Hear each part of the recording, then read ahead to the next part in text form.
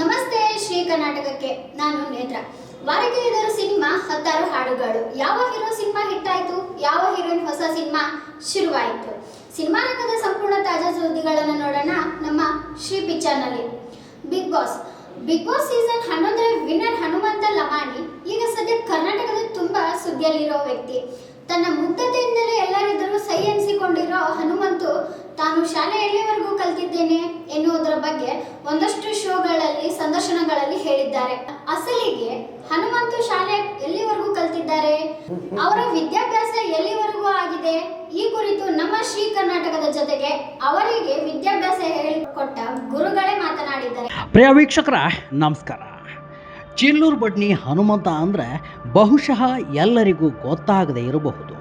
ಆದರೆ big boss Hanumantha ಅಂದರೆ ಹನುಮಂತು ಹೆಸರು ಕೇಳಿದವರೇ ಇಲ್ಲ, ಆತನನ್ನು ಟಿ ವಿಯಲ್ಲಿ ನೋಡಿದವರೇ ಇಲ್ಲ, ಮೊಬೈಲ್ನಲ್ಲಿ ಸರ್ಚ್ ಮಾಡಿದವರೇ ಇಲ್ಲ ಅಂತ ಹೇಳಿದ್ರೆ ತಪ್ಪಾಗಲಿಕ್ಕಿಲ್ಲ. ಬಿಗ್ ಬಾಸ್ 11 ಸೀಸನ್ಗಳಲ್ಲಿ ನೂರಾರು ಸ್ಪರ್ಧಿಗಳು ಭಾಗವಹಿಸಿದ್ದಾರೆ.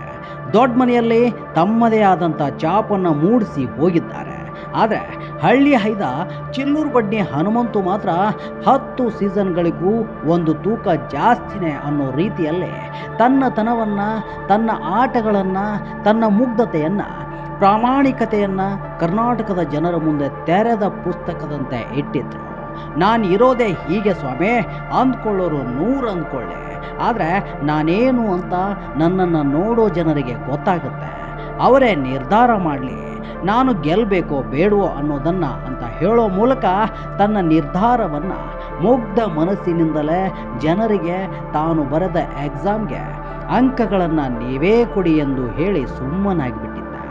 ಎಷ್ಟು ಒಳ್ಳೆ ರೀತಿಯಲ್ಲಿ ಪ್ರಾಮಾಣಿಕತೆಯಿಂದ ಮನೆ ಮಗನಂತೆ ಕಾಣೋ ಹನುಮಂತನನ್ನು ಸೋಲಿಸೋದಿರಲಿ, ಅದರ ಯೋಚನೆಯನ್ನು ಮಾಡಲಿಲ್ಲ ಕರುನಾಡಿನ ಜನತೆ.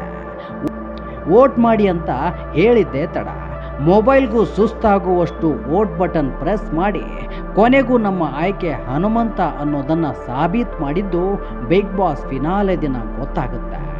ಹಾಗಾದರೆ ಅದೆಷ್ಟು ಜನ ವೋಟ್ ಹಾಕಿರ್ಬೋದು? ಬಿಗ್ ಬಾಸ್ ಇತಿಹಾಸದಲ್ಲೇ ಅತಿ ಹೆಚ್ಚು ಓಟು ಪಡೆದ ಸ್ಪರ್ಧಿ ಹನುಮಂತ ಲಮಾಣಿ. ಪಡೆದ ಮತಗಳು ಬರೋಬ್ಬರಿ 5 ಕೋಟಿಗೂ ಅಧಿಕ. ಕೇಳಿದ್ರೇ ಬಾಯಿ ಮೇಲೆ ಬೆರಳಿಟ್ಟುಕೊಳ್ಳುವಷ್ಟು ಅಂಕಿ ಸಂಖ್ಯೆಗಳನ್ನು ಹನುಮಂತು ಪಡೆದಿದ್ದ. ಈಗ ಅಸಲಿ ವಿಷಯಕ್ಕೆ ಬರ್ತೀನಿ.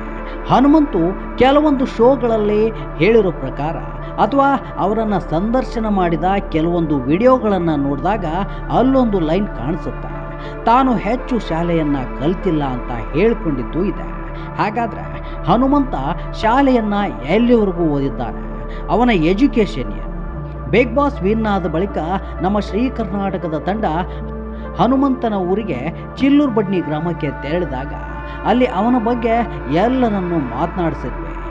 ಜೊತೆಗೆ ಅವನು ಕಲಿತ ಶಾಲೆಯಲ್ಲೊಂದು ರೌಂಡ್ ಹಾಕಿದಾಗ ಅಲ್ಲಿ ಅವನಿಗೆ ಶಿಕ್ಷಣ ನೀಡಿದ ಶಿಕ್ಷಕರು ಮತ್ತು ಅದೇ ಶಾಲೆಯ ಮುಖ್ಯೋಪಾಧ್ಯಾಯರನ್ನು ಭೇಟಿ ಮಾಡಿ ಕೇಳಿದಾಗ ಅವರು ಹೇಳಿದ್ದು ಅವನ ಬಗ್ಗೆ ಹೆಮ್ಮೆಯನ್ನು ಪಟ್ಟು ಅವನ ಶಿಕ್ಷಣದ ಬಗ್ಗೆ ಹೇಳಿದ್ದು ಹೀಗೆ.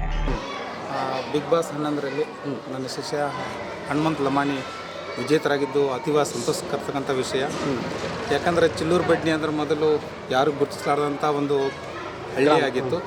ಆದರೆ ಈಗ ಚಿಲ್ಲೂರು ಬಡ್ನಿ ಅಂದ್ರೆ ಸಾಕು, ಇಡೀ ನಾಡಿನ ಮನೆ ಮನೆಯಲ್ಲಿ ಮಾತಾಗಿದೆ. ಅದಕ್ಕೆಲ್ಲ ಕಾರಣ ಯಾರು ಅಂತಂದರೆ ನಮ್ಮ ಹನುಮಂತ ಅಂತ ಹೇಳಲಿಕ್ಕೆ ನನಗೂ ಅತೀವ ಹೆಮ್ಮೆಯ ವಿಷಯ ಆಗ್ತಾಯಿದೆ ಸರ್. ಆಮೇಲೆ ಆತ ಅಭ್ಯಾಸದಲ್ಲಿ ಬಾಹ್ಯ ಅಭ್ಯರ್ಥಿಯಾಗಿ ಅಭ್ಯಾಸ ಮುಗಿಸಿದ ಸರ್. ಎಲ್ಲಿವರೆಗೂ ಸರ್ ಅಸಲು? ಯಾಕಂದರೆ ನಮಗೂ ಗೊತ್ತಿಲ್ಲ. ಹನುಮಂತವರು ಓದಿರೋದು ಎಷ್ಟನೇ ಕ್ಲಾಸ್ವರೆಗೂ ಓದಿದ್ದಾರೆ? ನಿಮ್ಮ ಶಾಲೆಯಲ್ಲಿ ಎಲ್ಲಿವರೆಗೂ ಓದಿದ್ದಾರೆ? ನಮ್ಮ ಶಾಲೆಯವರೆಗೂ ಸರ್ 1ರಿಂದ 8ನೇವರೆಗಿದೆ. 8ನೇದಲ್ಲಿ ಬಾಹ್ಯ ಅಭ್ಯರ್ಥಿಯಾಗಿ ಅಭ್ಯಾಸ ಮಾಡ್ತಾರೆ. ಎಲ್ಲಿವರೆಗೂ ಪೂರ್ಣಗೊಳಿಸಿದ್ದಾರೆ ಸರ್? ಬಹುಶಃ ಸರ್ SSLC ನಾವು ಬಾಹ್ಯ ಅಭ್ಯರ್ಥಿಯಾಗಿ ಇತ್ತೀಚೆಗೆ ಕಂಪ್ಲೀಟ್ ಮಾಡಿದ್ದೇನೆ ಅನಿಸುತ್ತೆ. ಹೌದು, 10ನೇ ತರಗತಿಯವರೆಗೆ ತನ್ನ ಶಿಕ್ಷಣವನ್ನು ಮುಗಿಸಿರುವ ಹನುಮಂತು ಶಾಲೆಯಲ್ಲೂ ಜಾಣನಂತೆ.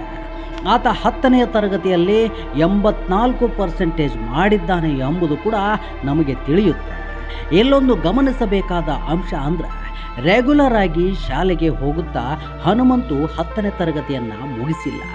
ಬದಲಾಗಿ ಬಾಹ್ಯವಾಗಿ ಅಂದರೆ ಎಕ್ಸಾಮ್ಗೆ ನೇರವಾಗಿ ಬಂದು ಬರೆದು ಪಾಸಾಗಿದ್ದಾನೆ. ಅದಕ್ಕೆ ಮನೆಯ ಪರಿಸ್ಥಿತಿ, ತನ್ನ ಕೆಲಸ ಅಂತೆಲ್ಲ ಹತ್ತಾರು ಕಾರಣಗಳೂ ಇರಬಹುದು. ಅದನ್ನೆಲ್ಲ ಬದಿಗಿಟ್ಟು ನೋಡೋದಾದರೆ ಅದೆಷ್ಟೋ ವಿದ್ಯಾವಂತರು, ಹೆಚ್ಚಿನ ವ್ಯಾಸಂಗ ಮಾಡಿದವರು ಇರಬೇಕಾದ ಕೆಲವು ಅಂಶಗಳನ್ನು, ಜವಾಬ್ದಾರಿಗಳನ್ನು ಮರೆತು ಅಹಂಕಾರದಿಂದ ಮೆರೆದಂಥವರನ್ನು ನೀವೆಲ್ಲ ನೋಡಿದ್ದೀವಿ.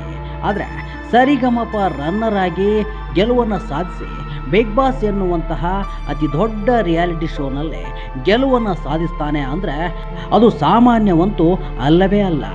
ಅಷ್ಟೊಂದು ಘಟಾನುಘಟಿಗಳ ಮಧ್ಯೆ ತೆಳ್ಳಗೆ ಲುಂಗಿಯುಟ್ಟು ಹೋದ ಹನುಮಂತು ಕೊನೆಗೆ ಅದೇ ಲುಂಗಿಯಲ್ಲೇ ಬಿಗ್ ಬಾಸ್ ಟ್ರೋಫಿಯನ್ನು ಎತ್ತಿ ಹಿಡಿದು ತನ್ನ ಗೆಲ್ಲಿಸಿದ ಕರುನಾಡಿನ ಜನತೆಗೆ ಟ್ರೋಫಿ ತೋರಿಸಿದ್ದಾನೆ.